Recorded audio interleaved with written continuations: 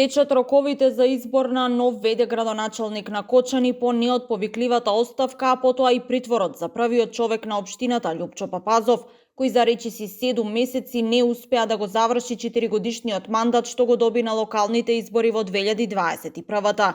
Дали е можно, како што веќе се шпекулира во јавноста, независен кандидат да ја предводи општината во овој преоден, но и многу тежок период за кочанчани?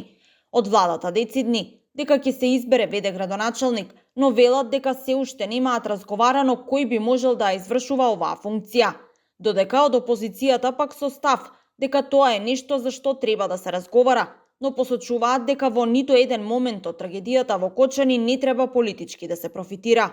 На вчерашната седница владата ја прифати оставката на Папазов, а откако одлуката ќе биде објавена во службен весник, Советот на општината има рок од 30 дена да избере ВД градоначалник од редовите на актуелните советници. Сега прашањето кое се отвора е кој ќе седне на градоначалничкото столче до локалните избори што треба да се одржат во октомври. Во однос на истрагата пак, една недела од обвинителството без детали за тоа до каде е предистражната постапка за пожарот во дискотеката на смртта. Оттаму велат дека секојдневно се преземаат истражни действија за обезбедување на докази, но какви не се во можност да откриваат, со цел да се зачува тајноста на постапката. Од она што досега е познато, во ефективен притвор се 31 лице, од кои 7 се припадници на полицијата.